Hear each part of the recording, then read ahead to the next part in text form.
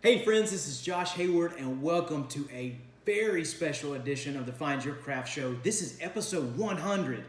It's hard to believe, guys. I am just absolutely blown away. I've been at this for about a year now, kind of on and off, doing different series. Haven't done posts every week. I'm slowly getting to that point, but been doing this for right at a year now, and I never thought it would be what it is today. I've had a blast, just trying all these different kinds of brews, getting to meet some of you guys. Special thanks to each and every one of you who have followed along, who have commented, who have given me a like, who have shared, whatever the case may be. Thank you so much. Instagram family, Facebook, YouTube, Twitter, everything. Thank you guys so much. I would not be here without you. The craft community is phenomenal, and it's just been a blast trying these beers, reviewing them, learning too. That's the thing. Like, I look at this time last year, I didn't know near what I knew about beer as I do now, and just looking forward to learning more and more every day. That's the great thing about beer. The more things you try, the more things you expose yourself to, just the more your palate develops, and just the more you appreciate great beer. So thank you so much for being here. 100 videos. I'm blown away. Thank you so much. Again, we got a special video for you guys tonight, special beer tonight. I thought it would be just perfectly appropriate to have the 100th episode being featuring a beer from my friends at NoDa Brewing. This is True Grit, and this particular beer was just released last week. A very, very special beer. You all have heard of the Northeastern or New England Style IPA craze. This is what they're dubbing the Southeastern India Pale Ale, so SEIPA. A little bit different beer here.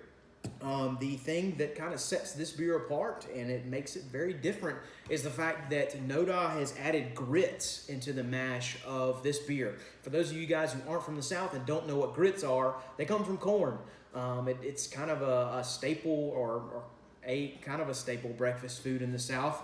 I grew up eating grits. Grandma, Meemaw made grits. Mom and Dad made grits. It'd be kind of similar to oatmeal in a way. One's coming from grain or from wheat. One's coming from corn. But yeah, it's a different kind of grain, so to speak. But yeah, grits, when they're added to the mash, it's going to create a little bit different profile. It's what we call an adjunct grain.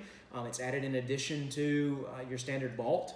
A lot of times brewers may use rice or corn or wheat, so to speak, but yeah, this has got grits in it. Another interesting fact about this has 8 pounds of hops in it, which is, I think, NoDa's record as far as hop additions go for a batch of beer.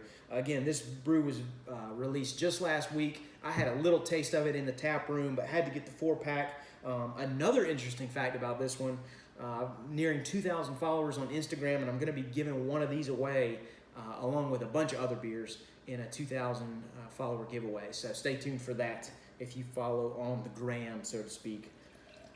But we'll see what we've got. This is True Grit, and kind of a pun there. True Grit, this beer's got grit, but also it's got grits in it. So here we go. We got a beautiful straw color here, golden straw. As I've given it that pour and as I move the glass away, I can smell those amazing hops, floral, citrus. Just so fresh smelling indeed. But a beautiful straw color here, hazy. I will say translucent. You can see a little bit of light through that. Not much though. Got a nice white head on there. Strong white head actually. About a centimeter large. And as I bring that glass closer, I'm already getting just more of those amazing aromas. Let's see what we've got on the nose. Oh wow, just even the swirl too. Oh, so fresh. The thing that this reminds me of the most, just with a quick sniff, I guess earlier this year, January, February timeframe, I'll link it. I did a review on NoDa Sticky Wind Wet, which was an IPA that they brewed with had the wet hop addition, just freshly harvested hops. I feel like I'm getting a similar aroma there, just very, very fresh. You know, you're smelling everything there. What all they got in here, guys? Simcoe, Mosaic, Citra, Centennial, and Chinook there at the back end. But, oh, it's phenomenal. I'm thinking fresh fruits, bursting of fruit flavor, some nice floral aromas as well. Maybe hints of tropical fruit. But yeah, it's a beautiful smelling beer. Not much on the malt as far as this goes. Hops are on display for sure, as would be the case with a lot of these IPAs nowadays, especially the New England style. But this is the Southeastern style, guys, featuring the grits. So let's see what we've got. Cheers.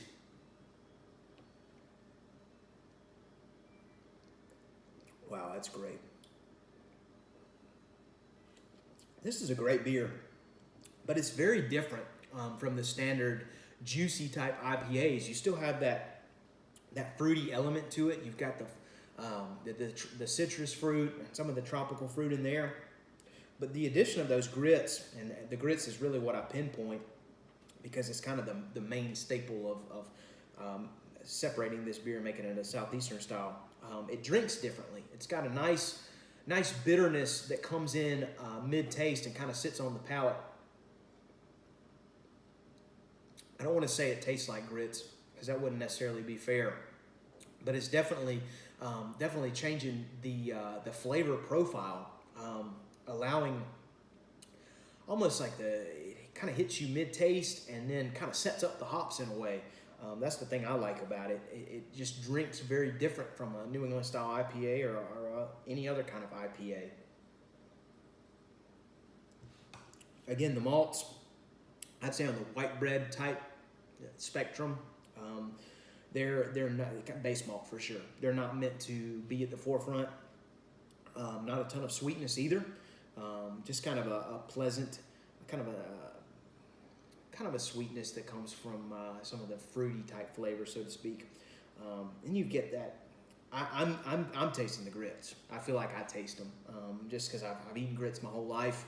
I feel like I kind of can pick up on corn, so to speak, whenever corn is used in something.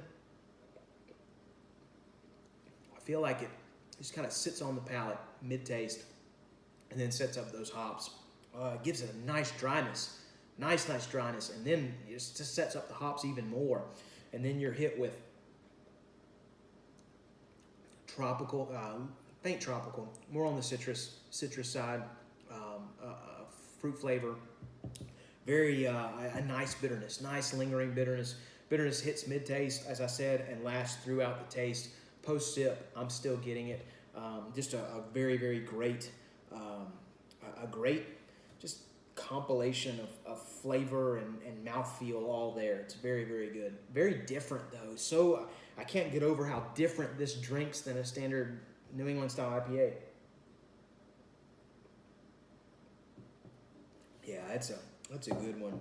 I keep going back to those grits. I feel like I'm tasting a mid palate, and kind of set your palate up for the rest of those amazing hop flavors.